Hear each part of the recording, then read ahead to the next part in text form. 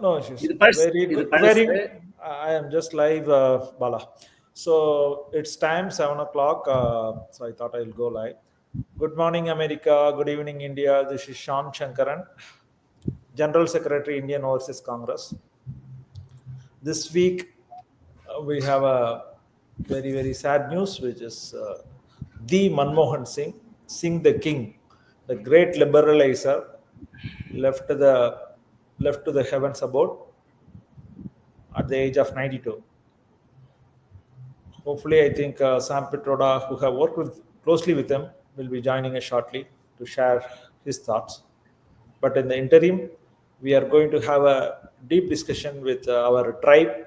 Abhijit Mitra is here. Bala is going to start with educational information about the accomplishments of the Manmohan Singh ji, the gentle giant. Without much ado, I'll hand it over to Bala. Go ahead, Bala. Thank you, Shan. Thank you, everyone. This title, Gentle Giant, was given by Mr. Jairam Ramesh in his obituary yesterday. So I thought I'll take that because that probably fits Dr. Manmohan Singh the most aptly. We'll go to the next slide. In a way, it also fits in with the man Mr. Manmohan Singh is, like his mentor. In one of the programs, many programs I've seen, whenever someone gets into Dr. Manmohan Singh's house, one picture which remains constant is Gandhi, and this particular quote also, I would say that fits Dr. Manmohan Singh very well. In a gentle way, you can shake the world. Next. One of the first, we'll start with the man, Dr. Manmohan Singh. When he devalued the currency in 1991, I had just started working in Bangalore at the time. I remember a friend of mine who's a chess player, was a chess international master. He just came back from an overseas trip, and a few days before, he has exchanged the dollars he has earned in Europe. And then just few days later, the currency was devalued, and he was actually making snide remarks about Dr. Manmohan Singh. But one nice thing which has happened is that after the devaluation done, Dr. Manmohan Singh goes out to meet the Prime Minister, P.V. Narasimha Rao. And after coming back from meeting Ms. Narasimha Rao, he gets into Mr. Ramu Damodaran's office, who was his PS, and then he hands him over a cover. And then he says that please add this to the Prime Minister's Relief Fund. That is about just before becoming the finance minister of the country. Dr. Manmohan Singh was working with South Commission based in Geneva. So he had his earnings, which was saved in, and then he had kept it as US dollars. So 22% the depreciation he had earned because of the government's decisions. Those days, it's a huge money. He has decided to donate the entire earnings out of his own decision to Prime Minister's Relief Fund. This goes to say the plan with an impeccable integrity. And he lived a very simple life, which we have all seen. Most of the times, you can see him in a white coat and a blue pagadi and a Maruti 800 car. That is Dr. Manmohan Singh. In spite of the colossal achievements he has achieved, and he has contributed to the country. Next. This may be very tiny fact, Bala. Thanks, Sam, for joining. So I was told, I read it somewhere in the internet, that he used the same car which Vajpayee has used for good terms. So, and he has never changed the car. And but you just see the Narendra Modi, he bought a new couple of planes and bought expensive cars the day he took over. So that's the kind of people we are working with. Sam, we are just going through a small educational session about Manmohan Singh ji, and then eventually come to you. Is that okay, Sam? Sure. Morning, Mr. Sam. Morning, Balaji. How are you, sir? Very fine, sir. How are you? Morning to everybody. I'm sorry I'm a little late. My apologies. My views will be a little away. I'm mostly an admirer, unlike Mr. Sam, who has worked with him. So this is an image about an admirer who was a few thousand kilometers away. So bear with me if the views are a little blurred or not exactly precise. But this at the time when 1990s, when the economic crisis encircled India, I had just joined my first job, and I was preparing for my civil services. I was in Delhi preparing for my mains exam. I vividly remember the crisis, and also the Russian crisis.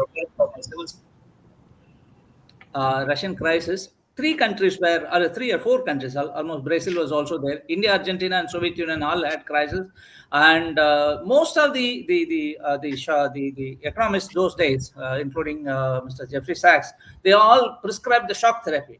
Shock therapy is very simple: stop subsidies, privatize public enterprise. That's all, as if the economy will change the next day. We saw Soviet Union collapsing in front of our eyes, and the citizens had to stand in queues which ran into miles for a single loaf of bread. And very things, typically what happens during wartime, the women of Soviet Union, I would say the homemakers had to travel out of the country to sell themselves to feed their families. That was a crisis. That was a kind of an effect of such economic crisis. Argentina, which was one of the most developed nations in the early part of 1920s, ended up as one of the poorest countries at the end of the year. This kind of shock therapies led to huge amount of suffering, and it is something, and the collapse of those countries. Next. Whereas in India, very clearly, Ms. P.V. Narasimha Rao and Dr. Manmohan Singh, next slide, Shan. They said, we will reform, but the reforms will have a human face. So India at the time had reached out to a fiscal deficit of 8%, and inflation was about 13%. And then that was the time Dr. Manmohan Singh was making his first budget. For most of the people, a problem is something is a scenario where you have to defend. But Manmohan Singh converted that into an opportunity. They didn't cut major subsidies. The entire social security was on, and then they still reformed the Indian economy. They didn't privatize any of the public sector enterprises. They sold few, I would say, perennially loss-making company like Modern Bread, etc. But the core public sectors, basically the fuel or the oil companies or railways, none of them were privatized. They all retained their public sector character. In fact, they were strengthened. They were supported to go to the stock market to become more efficient. And best part is that in 1993, he added one more social security, where he had taken the midday meal scheme of Tamil Nadu, which was very successful by then through all over the country. So the economic reforms happened, but we did not privatize. We ensured that the socialistic approach to the economy remained the same. The poor were protected. They were not left to fend for themselves. Still we reformed, and then that's how the journey of India becoming one of the largest economies have started. Imagine the world. Soviet Union, which was the biggest economic power, collapsed, and the people faced unimaginable consequences. Argentina, a rich country, became poor, but India, one of the poorest countries when it got independence, went from that crisis from strength to strength, and today is one of the largest economies in the world. Yeah, next. Some of the glimpses of Dr. Manmohan Singh's approach towards any crisis. Some of us will recall in 1992 there was a big stock market scam. Stock markets till then were very physical, in the sense the entire transactions were happening on books, and the job of selling and buying shares were done in almost like a fish market. People open outcry system, and this entire transactions were shrouded with mystery, with stock market brokers being the dadas of those stock markets. One really do not know what happens. I used to invest those days. So we really don't understand, or really don't get whatever the jobber or the broker tells. At the end of the day, we bought the share at this price, we have to go by that. When it collapsed, it brought a lot of questions about the way stock markets functioning, and also some of the unwanted nexus between banks and stock markets. The response, what did Dr. Manmohan Singh did? He helped to create something called National Stock Exchange, which became a very transparent way of buying and selling shares. So it became an institution by itself. At the same time, across the country, people can see and trade in a transparent way the entire stock transactions. That's how, for every crisis, whether it is National Disaster Management Association or National Rural Health Mission, every crisis or every issue, Dr. Singh has created an institution. That is his entire approach, is how I see it from an outsider. And this NSE today is one of the world's largest online platforms where one can transparently buy and sell shares. That speaks volumes about Dr. Singh's wisdom in understanding a problem and coming out with a solution, is how I see it. Next. And when the UPA came in 2004, that was the time typically the standard, what we call as the talk on the road is that no, we all need a strong government, we all need a stable government, we all need a strong leadership. Actually, I personally think that a coalition speaks about the way economy matures or the society matures. So that what happens is a diverse country like India has various kinds of approaches towards governance, various ways of looking at life, various economic philosophies. The best way this can be governed is by a coalition where philosophies of all colors and hues come together. They work out a common minimum program. That's, I think, how the entire UPA years of 10 years came in. Though the coalition and the common minimum program had a history little before, these 10 years were the best years where we had a very clear agenda, where people thought a weak government means you can't take strong action, strong governance, or a strong leader is not there. The company, the country cannot be governed properly. All these were actually were disproved during this 10 years, where coalition government delivered probably what Mantak Singh Aliwala says, the highest economic growth in probably 2,000 years. So that kind of an achievement belongs to Dr. Manmohan Singh. So he played what was his area of strength, and he was one of the probably the best democratic leader post Nehru, who had listened to every partner in coalition, accommodated many views, and still managed to take them along to deliver a huge, very high growth. So. And this also very clearly says the economic growth cannot come if there is a coalition government. Next. These are all the basic, the I would say the highlights of those years. In fact, one of the first things I remember when he came back to power, became the prime minister, he was talking about a new deal for farmers. Till then, agriculture was growing around 2.5% or something like that. He spoke about doubling the agricultural growth. Actually, agriculture grew by around 4% during the UPA 10 years. The GDP growth target, the common minimum program, talked about 7 to 8% growth. It delivered 7.7% growth. These are all very, very fixed. Assuming a CEO of a company says that I'm going to deliver this much of growth, this much of value to the shareholders, and ends up delivering that. That's exactly what Dr. Manmohan Singh had done. And when they fixed those targets, he was not simply rambling from his somewhere just out of the blue. He had a clear blueprint. So during that time, they worked out one of the largest irrigation programs. Must have seen two of them are in Andhra Pradesh, which added huge amount of area and irrigation. He has increased the length of I would say that the rural roads by 7 times. They led to connecting the rural the villages to the market. And then he also increased the number of houses built for rural poor. NREG, of course, the landmark, the act which has helped the rural wages, agriculture wages, which are stagnant for more than 15-20 years, it grew by 9.7%. Food Safety Act, these together, NREG and Food Safety Act, for the first time in the history of India, not just reduced the percentage of poor people. Percentage of poverty kept on reducing since independence, but because of the population growth, the absolute number of poor people were growing, because the population was growing exponentially. But first time in the history of independent India during those 10 years, not just the percentage of poverty reduced, number of poor people also came down. That is one of the significant achievements of Dr. Manmohan Singh. Of course, we are talking about RTI, RTE, National Rural Health Mission. So all of it lifted more than 20 crore people above poverty. In the obituary, Mr. Sam had talked about why Dr. Manmohan Singh is a Gandhian. This is what the final result of his 10 years of governance. It probably lifted the record number of poor people above poverty line, which is probably the Gandhian goal. Next. I might have some hesitation in calling because in some areas, especially on the economical approach towards the society. But there are his objective, as I've said in my previous slide, was always improving the lives of the last man in the pyramid. And UPA 1 and 2 are, I would say, were golden examples for that in achieving those objectives. On a very personal level, we have always seen his very simple and personal Spartan life, which is clearly Gandhian, and he commanded love and respect of people even from the opposite political spectrum. But that is basically because of his scholarship and his inclusive working style.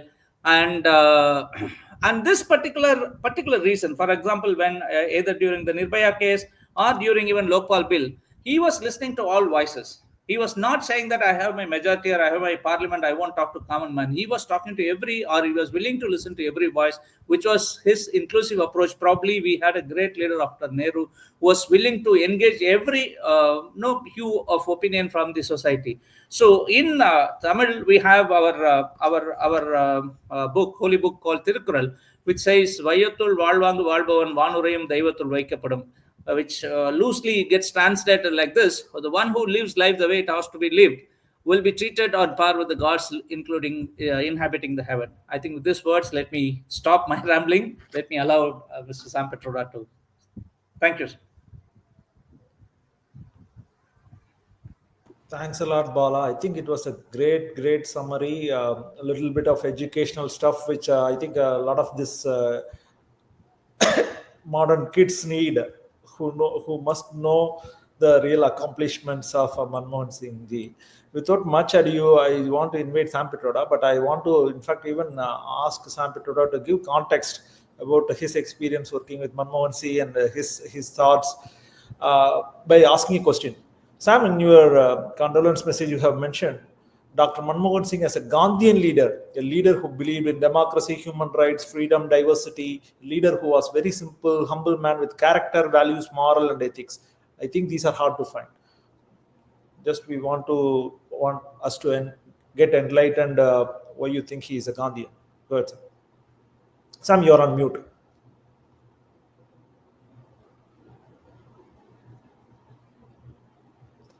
Are you able to unmute yourself, or I can? Okay, I'll. Okay, I'll help you on. Okay, thanks. Go ahead, sir. Can you hear me? Yes, sir. Thank you, Bala. Thank you, Sean and Priyambada. Today we are here to pay tribute to a great leader, former Prime Minister of India, Dr. Manmohan Singh, who left us at 92 on December 26th. Ever since the news came, or even a little before, a couple of hours before the news became public, he was in the hospital, and I was bombarded with lots of phone calls from friends, media, well-wishers, family members. And I would say last day and a half has been spent mainly on remembering Dr. Manmohan Singh, talking about him, and responding to various media and friends and family requests.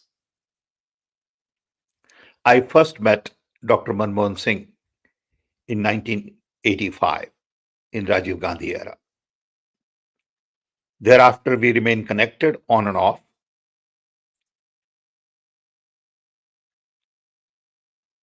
Ultimately, when he became Prime Minister of India,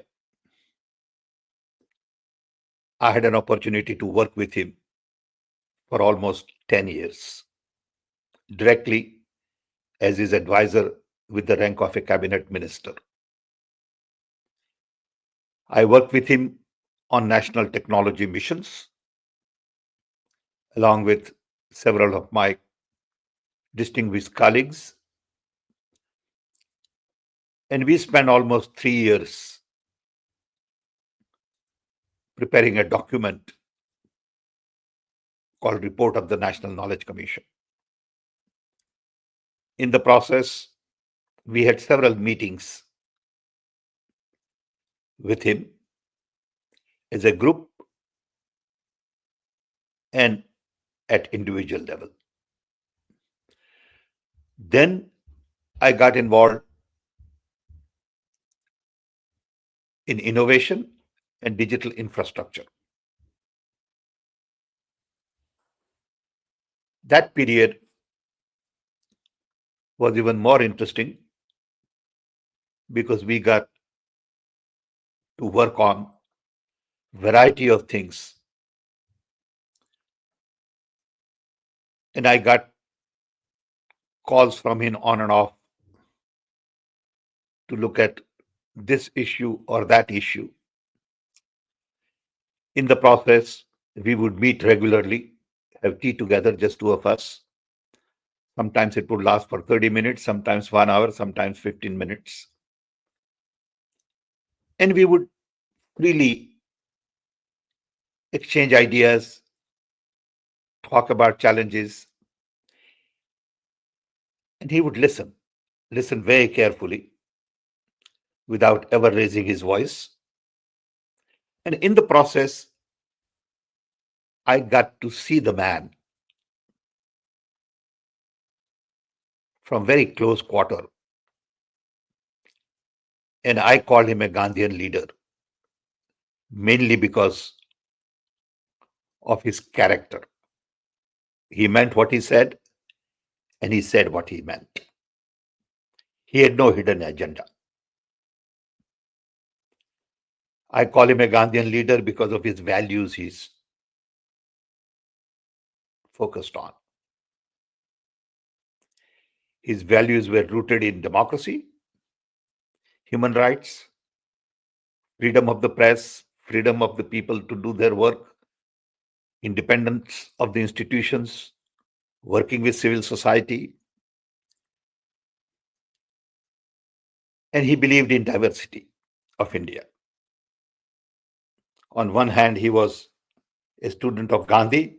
On the other hand, I think he was a student of Guru Nanak. He was committed to lifting poorest of the poor. His commitment to service, public service, was very visible in every conversations we had. There was never, ever a conversation on power or profit. There was always conversation on people, planet, global issues, foreign policies, technology, economy, and how to deliver services to people. He was Gandhian because he was not interested in personal glory. He had very stable self-esteem. He was not going to be hurt by somebody's criticism. And in India, if you don't have alligator skin, don't get into public space. Because as soon as you get into public space, people will start poking. And they will start poking until it begins to hurt. I have seen that in many ways. I have been attacked personally during Rajiv Gandhi's time,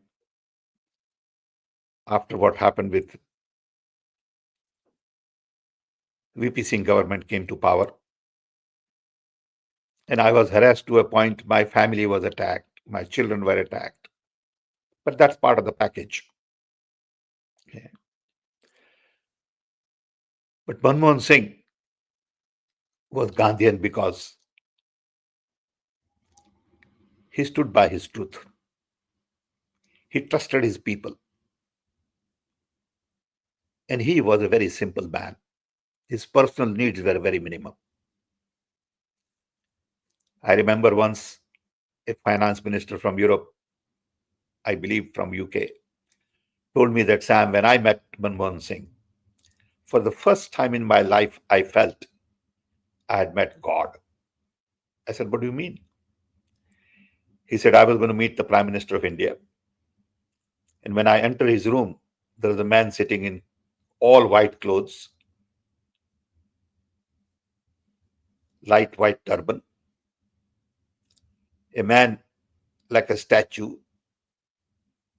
man with peace on his face, content. And he said, I couldn't believe that this is the Prime Minister of India. No anxiety, no nothing, heard me very carefully, was loving, caring. And he said, in that kind of a job, how could you have that level of peace of mind? And that what Manmohan Singh was all about. There has been a lot of criticism by opposition while he was in power, but that is very common. Many called him corrupt, many called him ineffective, many called him being controlled by, high command. All of that is bogus. But we can't stop them. They have their own agenda to malign people, to discredit good human beings, to promote hate, amplify lies. And Manmohan Singh went through all of that.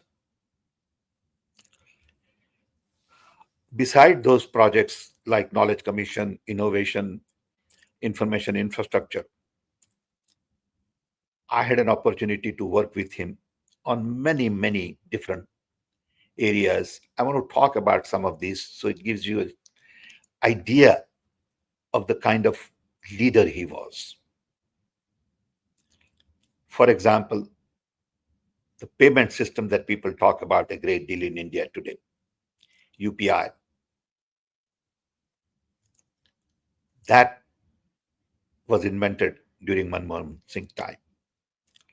He called me one day and he said, Sam, why don't we set up a mobile payment committee? I want you to chair.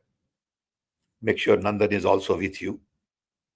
So Nandan and I called a meeting of bankers, e-governance people, and planted seeds for the payment system in India.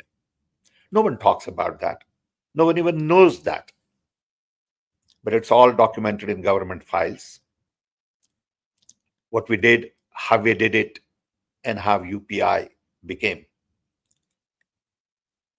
a symbol of India's payment system, which is highly appreciated world over. Similarly, and I can give you maybe 50 examples, but let me give you a few to give you a glimpse. Once we had a problem that we were going to auction mobile spectrum for mobile telephony.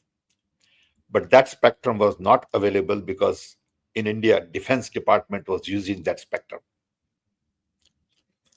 Raja was the minister, and every once in a while, Prime Minister will call me and ask me to meet with Raja. Raja and I will have a dinner together. He liked the Taj Mahal Hotel, so he would set up a dinner, and we would have a long conversation on telecom and Prime Minister's concern. So Raja and others tried to solve this problem at length, didn't quite get there. So Prime Minister called me one day and said, Sam, why don't you look into it?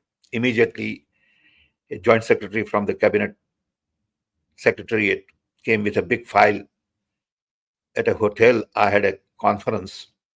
So during coffee break, I came out, sat down with the cabinet secretary's office, went through the file, understood the case in about 15-20 minutes, and then in few days called a meeting of about 30-35 people, all Defense Department, Air Force, military, Navy, including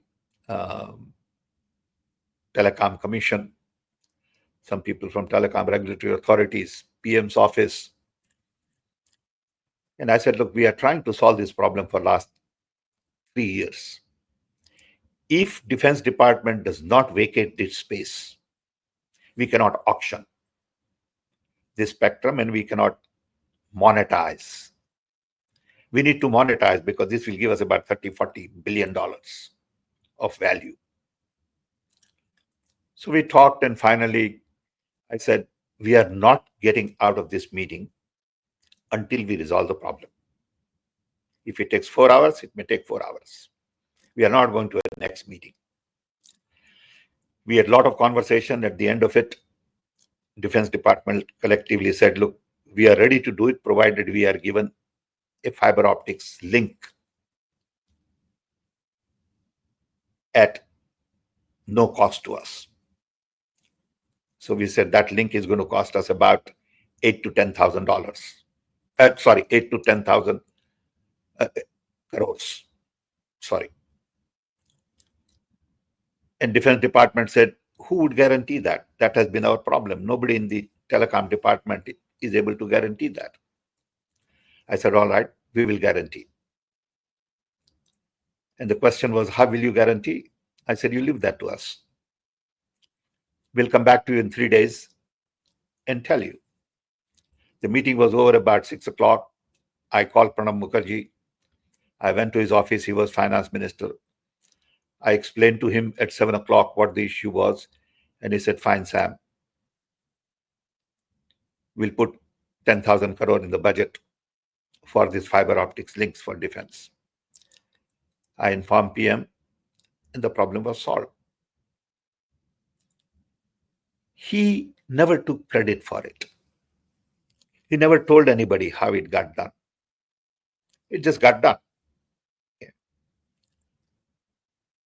So he was really good at problem solving through collaboration, cooperation, co-creation, communication.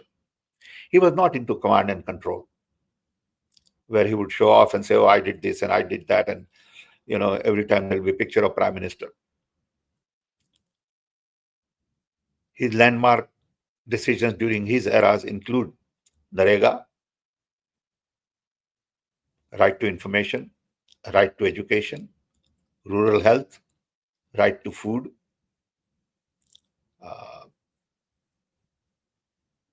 and many other reforms. I was asked to work on a variety of these, first as part of the National Advisory Council, reporting to Sonia Gandhi. I was a founding member. I got to work a little bit on Narega. And then I worked on railway reforms, BSNL reforms, Prasar Bharati bill reforms, worked on variety of programs. Okay. Some known to public, some totally unknown to public. Nandan and I chaired a series of reforms on e-governance, which was very important. Okay. We created portals as part of the National Knowledge Commission for energy, environment, water. And these are massive tasks. I once went to Manmohan Singh ji and asked him for 10 crore required for Gandhi Ashram to build a portal for Gandhi called Gandhi Heritage Portal. He agreed immediately. I worked with his office to allocate funding, went to Gandhi Ashram, met with the Gandhi Ashram board in Ahmedabad, and then some of my young team members in my team helped create a Gandhi portal. If you go and look at Gandhi Heritage Portal today, it is one of the finest portals on Mahatma Gandhi. It was the initiative of Dr. Manmohan Singh. I can go on and give you a list of things that got done during his time. Once we had a long chat on mining. And he said, Sam, I'm very concerned that on one hand, tribal people don't get the benefits of mining on their land. Industries come in, create pollution, displace these poor people. And in the process, a lot of people become unhappy. He said, I don't like that. But I also know that we need to monetize our minds. And it's a very difficult decision. We can make the right decision, but the implementation down the road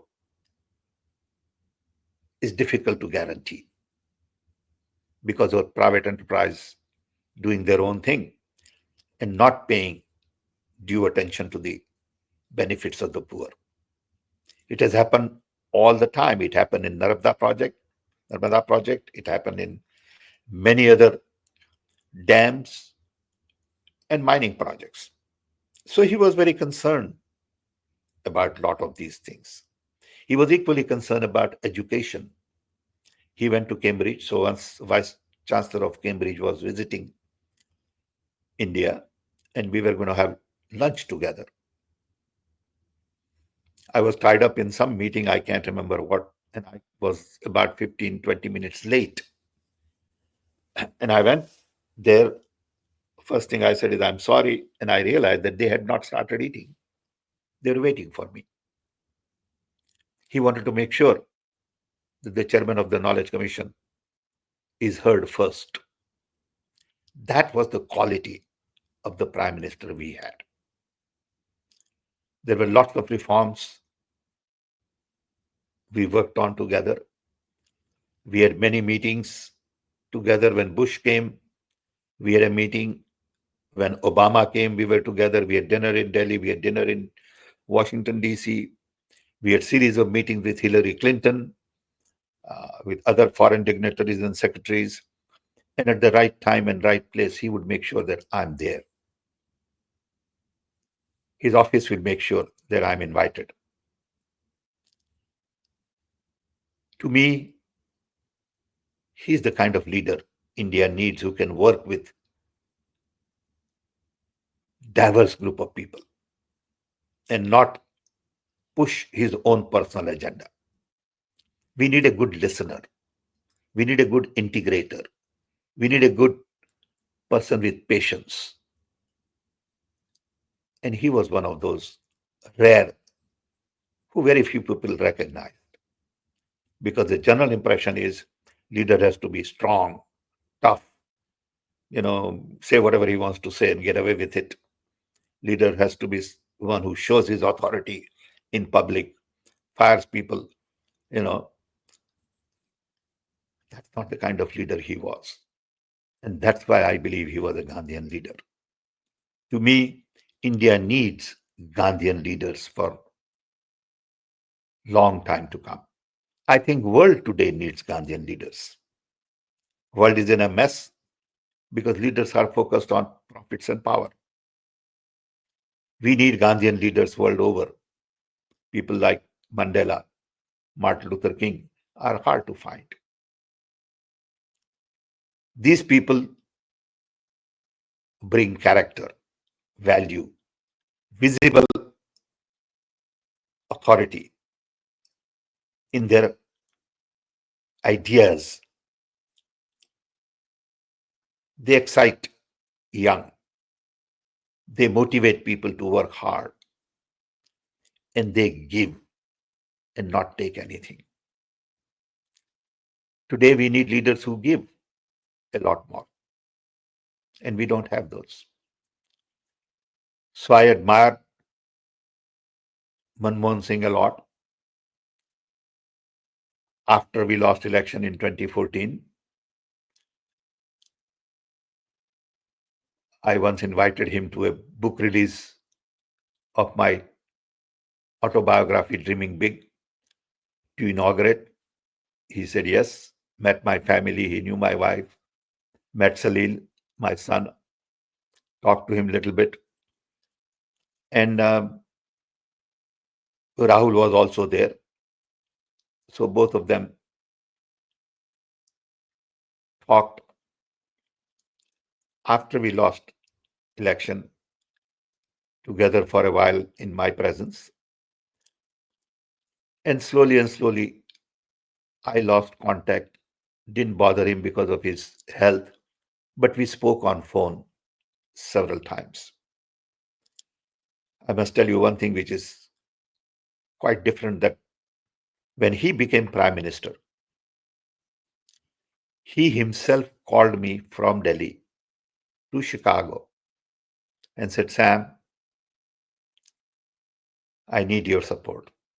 This Prime Minister of India has just become Prime Minister in last 2 days, making a phone call to me in Chicago. He was that kind of a person. Anywhere else, you will make 10 calls to get to PM and you won't be able to get to him. Every time I ask him to come to a meeting in public sort of space, like at Vigyan Bhavan, we need to inaugurate this report. We need to launch that report. We have some dignitaries from international community. Will you come and speak for 10 minutes, 15 minutes?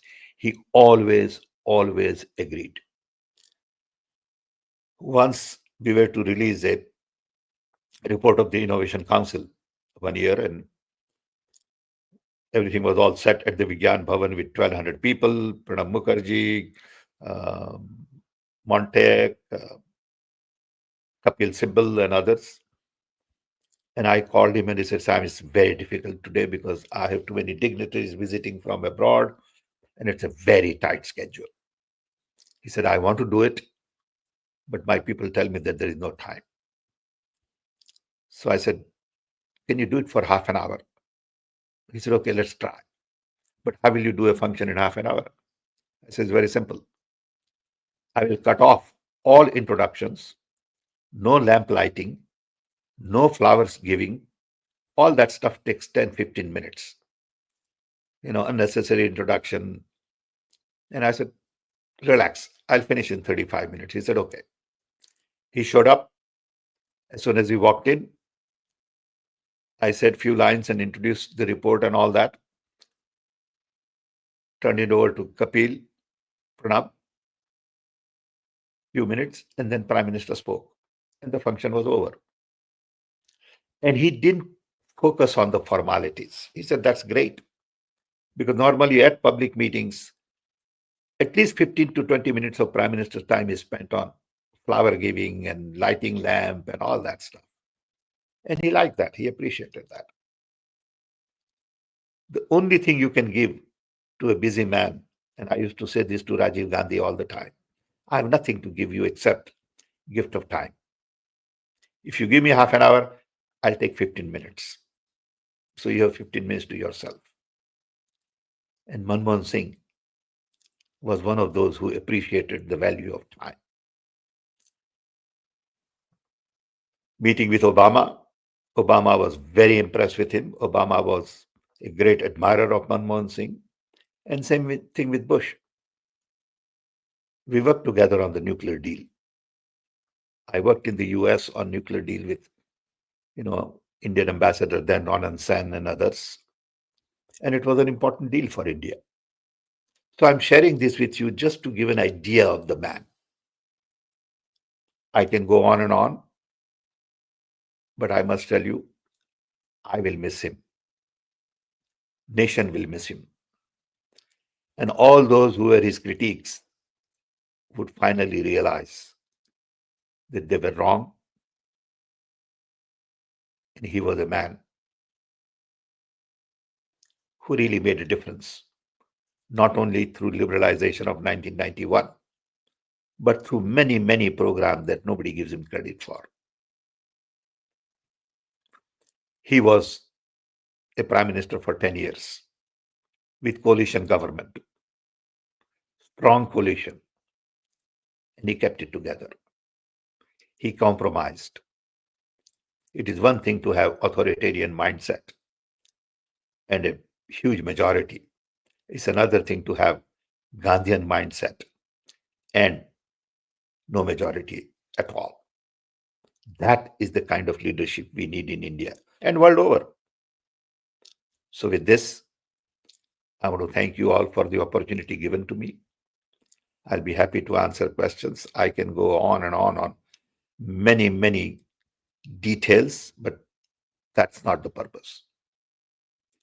Purpose is to basically say that we lost a great prime minister who was a Gandhian prime minister who believed in Guru Nanak's values and who was really a man with strong character, great values, and commitment to public service.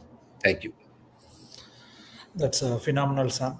I just have one observation or kind of a commentary. Saying sorry requires a significant amount of boldness because it involves admitting fault, accepting vulnerability, and potentially putting yourself in a position where you might not be fully accepted by the other person. So, but Manmohan Singh apologized for 1984 anti-Sikh riots. He said, what took place in 1984 is the negation of the concept of nationhood enshrined in our constitution on the floor of Rajya Sabha on August 11th, 2005.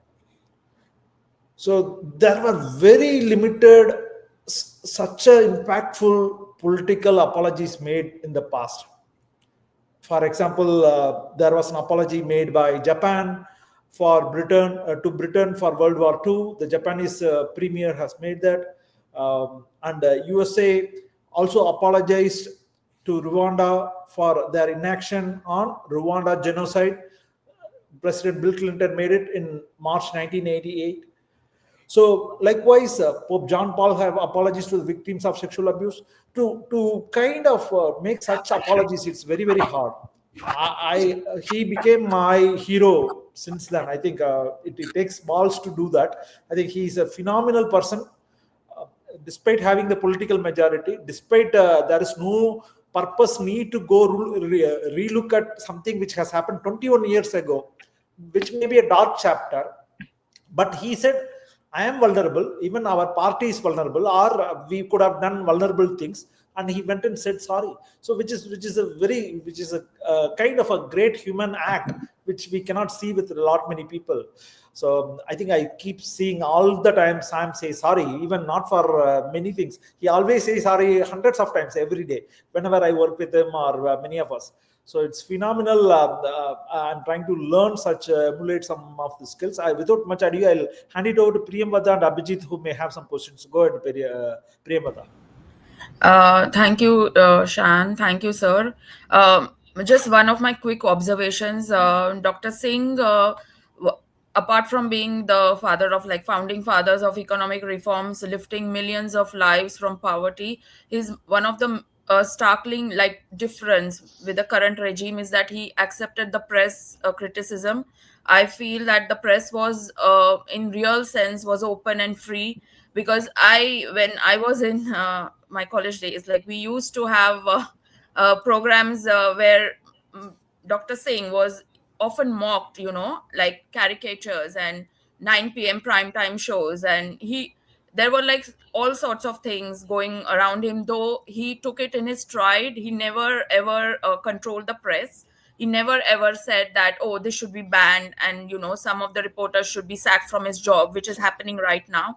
So I think that was his one of the major, because of his personality as well. He was very soft, polite, as we see him in his public discourse. I think one of the major thing which he had in him was that he kept the media open, free, and he allowed the criticism. Though many of them, most of them, majority of them were false, like all the 2G scam, all these fraud, fake allegations. He took it in his stride and he never ever complained about it. And in his last press conference, he took like 114 press conference he conducted, and in his last press conference he said that history will be kinder to me than what the contemporary media is as of today. And I think history will forever be obliged, and forever be kinder to him. And we have lost like a great stalwart. Though I have not met him personally, but it feels like a personal loss. Uh, so I think this void will not be, filled for years to come. It's like a vacuum now in the public discourse and in all the authoritarian, like today's regime. It's all authoritarian. So one, if they want to learn, they can learn a little bit about, like, even if they keep the media free and fair and let people speak, that would be a great tribute to Dr. Singh. So yeah, so that's my Okay. Thank you, uh, Premda. Good, thank you. Abhijit. Thank you. That was very kind of you recalling. He had 114 press conferences. He spent 120 months in as a prime minister. On an average, one press conference per month. So, so maybe 6 months is when I think he has not had press conferences throughout that 120 months. So it's a great streak. I don't think even be it Vajpayee or even Narendra Modi, they have never even met, had the balls to even go face a real genuine media press across the globe. They have never done that, so which shows that kind of the thinking they may have to face the real people's questions through the fourth pillar of democracy, which is press. Go ahead, Abhijit, quickly go. Yeah, hi, Sean, and hello, Sam and Bala. Yes, sir. Priyambada, I think everything has been told pretty much what I had. So I'll just add a few observations which I think will add to this conversation. One is we always talk, especially with respect to Indian politics, about good students not coming to politics. Politics mostly come, from people come from a certain part of the society which essentially leads into all the behaviors we see in politics. I think Dr. Singh was a stark contrast to that. He kind of really showed what a good student can do if power being given. So that was, I think, a major observation, and normally kind of an exception to the rule. In at least, it used to be different in post 47 India, but gradually it has changed the other way. Another thing I would mention is first, with respect to his overall things, not going into specifics, is which I think Priyambada mentioned very accurately, is his ability to listen, inspire, but also keep a dialogue. It looks like with these 114 press conferences and also lots of one-on-ones or one-on-twos or one-on-threes with press and similar people from all parts of the society, he was constantly talking. And he may not be talking loudly, but he was talking. So he had a very effective feedback loop. Yesterday, I was listening to a thing from one of the reporters where he mentioned that he was very critical. He was very critical to Dr. Singh and his policies. And interestingly, his father was part of the PMO, actually. So he got an award, which was given by Dr. Singh. And then after the award, he was told to stay back because Dr. Saab wants to talk. And then what he said, I was shocked. He said, I am not very good in Hindi, but I still try to follow this was a Hindi broadcaster. Would you mind coming to our office and share some of your criticisms and see if we can work out something? And then there was an engagement with PMO. It went on for months. Many times Dr. Singh himself was not there, but other people from his PMO colleagues were there. And he said it was so surprising in the next budget, some of these suggestions were incorporated. It's stunning, isn't it? Like, can you believe that in any country, in any age? So that was the quality of the man. I would say another thing which has not been mentioned, but is very close to my heart, is nature is in terrible crisis all over the world, particularly in a country like India, which happens to be one of the most biodiverse countries in the world. But because of the population density, nature is in terrible shape. And if you remember, there was a big dispute during Dr. Singh's time about the tiger population.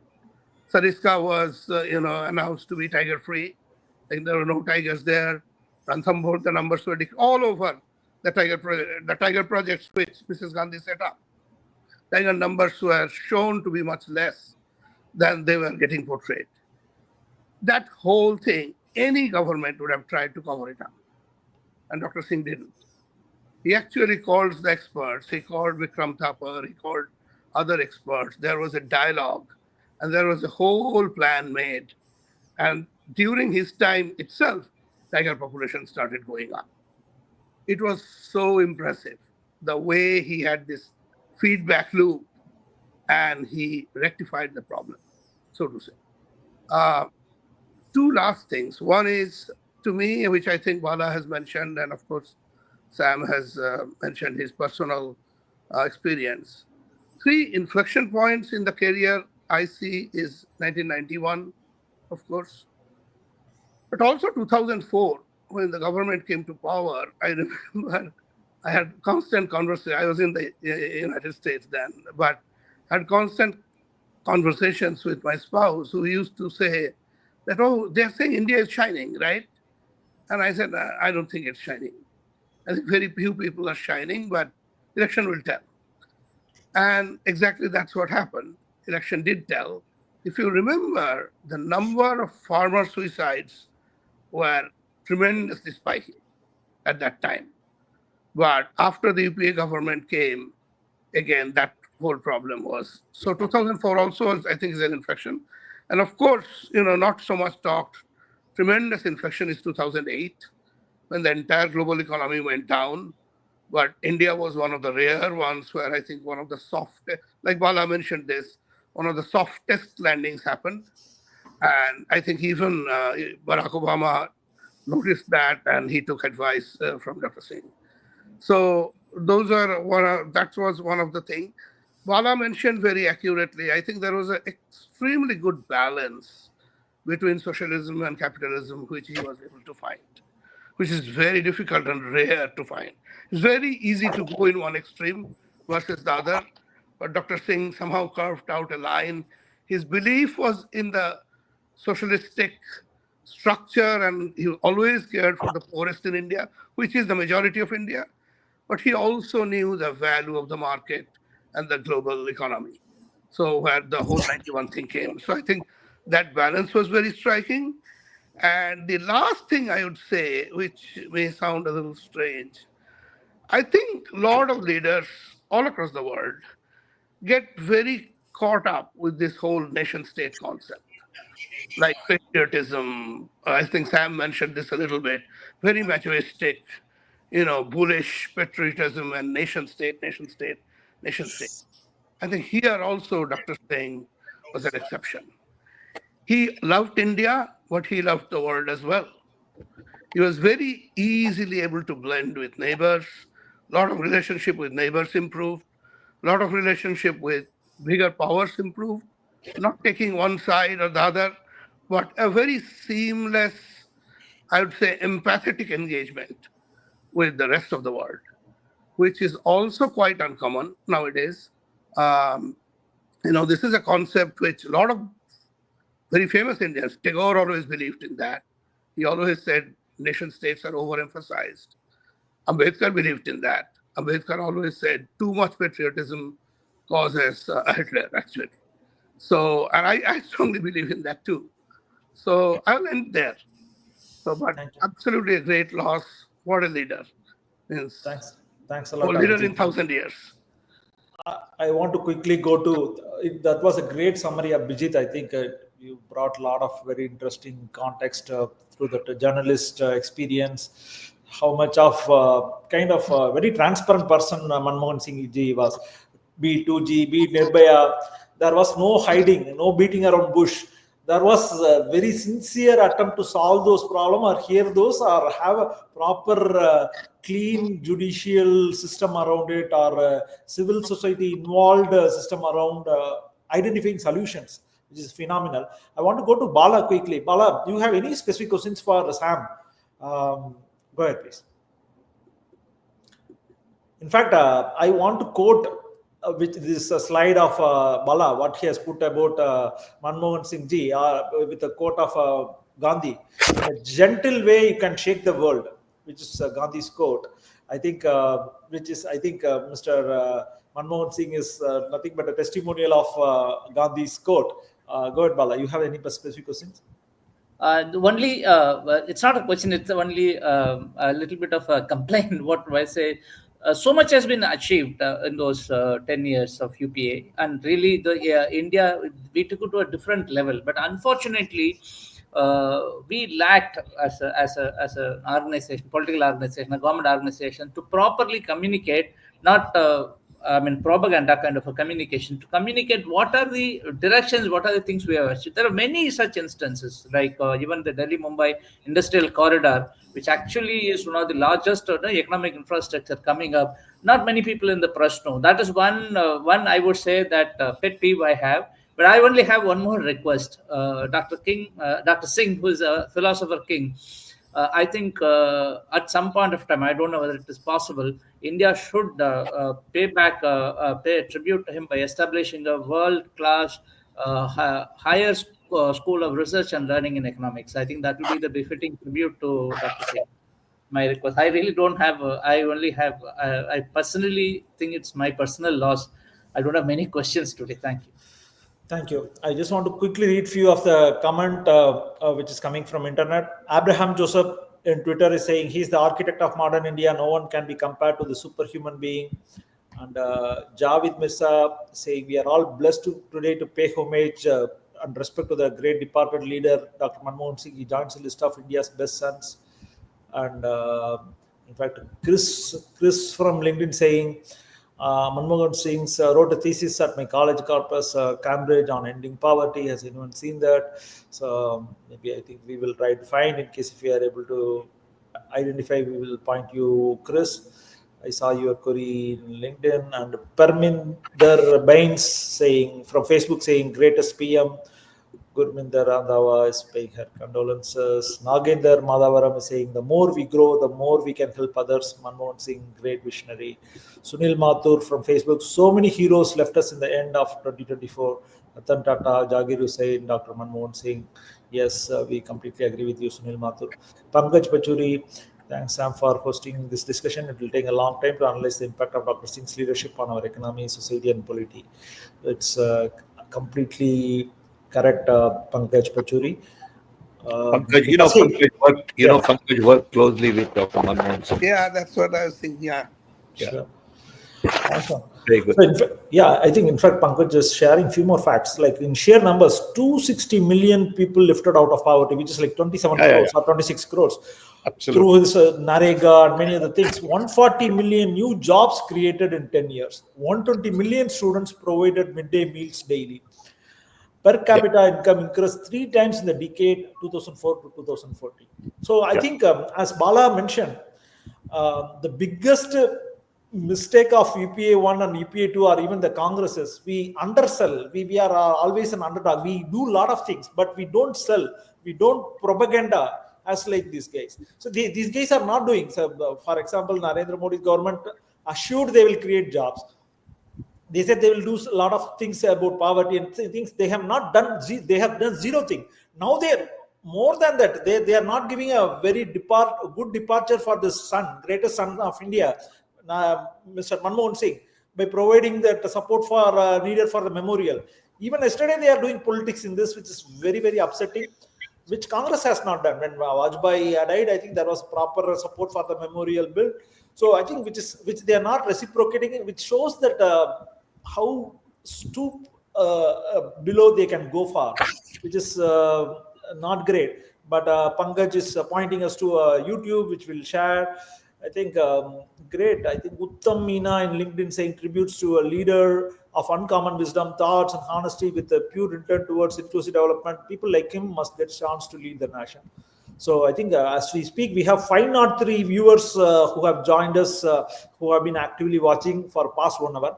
Javed Mirza is saying from your comments, Dr. Manmohan Singh stands out as Gandhian on his personal front and as a giant in thinking on national policies. So I think it's phenomenal. Tirthoj Vishwakarma is providing condolences. Kenny Ramanad from LinkedIn is saying fascinating insights, Mr. Pitroda. So gift of time is a great lesson for everyone who meet people. I think Kenny also say want to share the fact that when he was a finance minister, cabinet secretary was from Karnataka, and he actually ensured that red tapeism does not trap the vision of the leaders. And I also would like to acknowledge Mr. Zafar Saifullah, who's no more with us. And Rajnikant MP, appreciate Dr. Singh's effort in economics and social welfare, a true Nehruvian in spirit. So I think I think Manmohan Singh is a great combination of Gandhian plus Nehruvian. So, and also I think Kenny Ramnad is trying to talk about few more incidences. So great stuff. We, as usual, our great audience, Veer Seth is saying he was a great human being. A lot more comments. I think I'm still not able to comprehend the number of comments we have got. This is one of the very well attended, interested show we have done. This is our 50th show. I don't know how we finished 50 shows in the last 1 year. I think it's amazing. Without Sam's support, all of your support, we might not have been got here. But I think today's 50th show is a great tribute to one of the greatest sons. I think he lived his best years for helping the country at the age of 92. I think I'll let Sam provide the passing comment and then we'll end the show. Good. Thank you, Sean. And thanks everyone for attending this. A great tribute to Dr. Manmohan Singh would be for each one of us to reflect on his life and see what are the lessons we can implement in our own small little way. It is not easy to follow Gandhian path. It is not easy to survive personal attacks in this hostile environment. But if you believe in values and characters and morals and ethics, you will come through. It will be painful, but at the end, you'll be proud of your journey. Dr. Manmohan Singh should be an inspiration for all of us, and especially our young. I wish many more young people would learn about Dr. Manmohan Singh, his life, his journey, and follow the difficult path that he traveled. It is always painful to look at long term. Short-term fixes are easy. So people just take short-term quick fixes. Everybody wants to be quick rich. Everybody wants to be instantly famous. Everybody wants to gain popularity right away. And Manmohan Singh has shown that you got to focus on long term. He has also shown that you can do anything. Coming from a poor background, poor family, but if you are concerned about education, you can get the best education possible.